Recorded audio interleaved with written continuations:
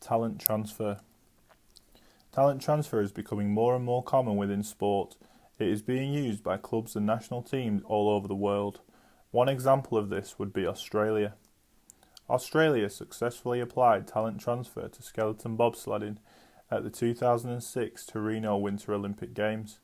Skeleton bobsleigh requires athletes to push a one-man sleigh from an ice track and then steer the sleigh face first over a winding course.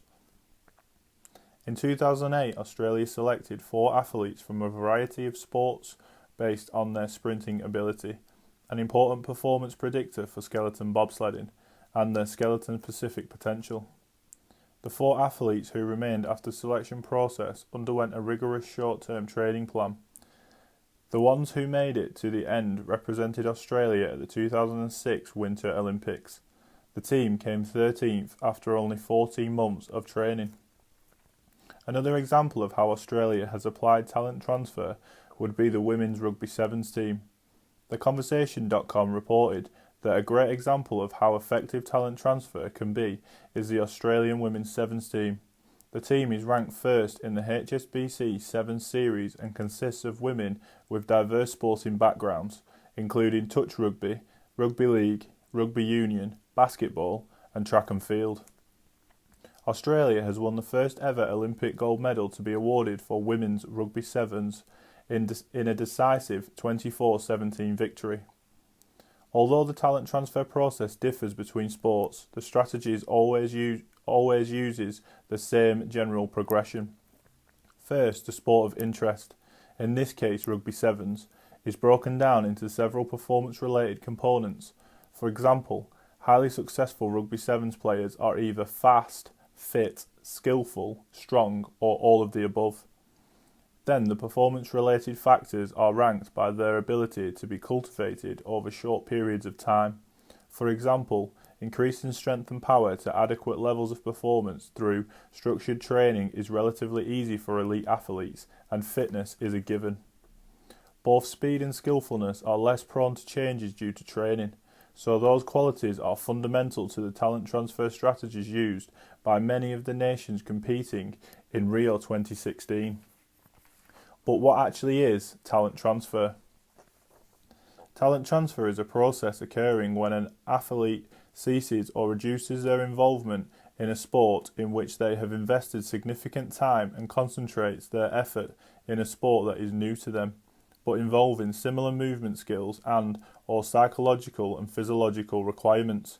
The process involves athletes who might be able to perform if fast-tracked into other sports, with sport institutes seeking the benefits of the alternative talent identification system with very specific examples of success. One main event that looks specifically at talent transfer is Sporting Giants. This event can be described as a turning point or talent transition. The transition is a non-normative transition where athletes from one sport have been specifically targeted to transit to another sport in the hope of winning medals. This transition has not been identified, defined, or examined in detail within the arena of sport to date. The use of talent transfer is becoming increasingly popular within high-performance sport to help support medal-winning potential on the international stage. UK Sport states that 7 talent identification and development campaigns have unearthed over 180 potential world-class athletes across 17 sports over the past 4 years. In addition, 15% of UK sports central funding and approximately 10% on each sport's world-class budget are largely financially allocations that have been dedicated to talent identification.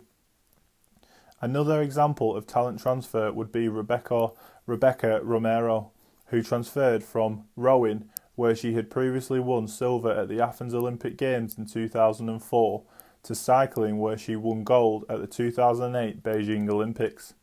Whilst Rebecca had not retired from the sport, she chose to try something new as a challenge within her sporting career. Romero was certainly the most prolific in the UK at winning on the world stage in 2 different events.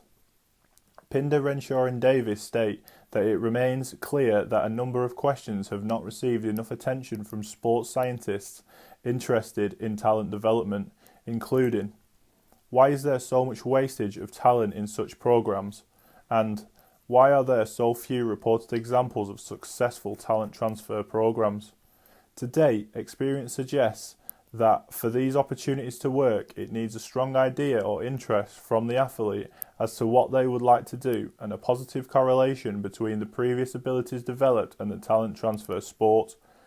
Understanding these areas could provide valuable information and insight to coaches and NGBs in identifying talent and supporting more athletes onto their performance pathway, rather than comparing athletes against a model which highlights the limitations of traditional attempts to identify talent at early stages of development.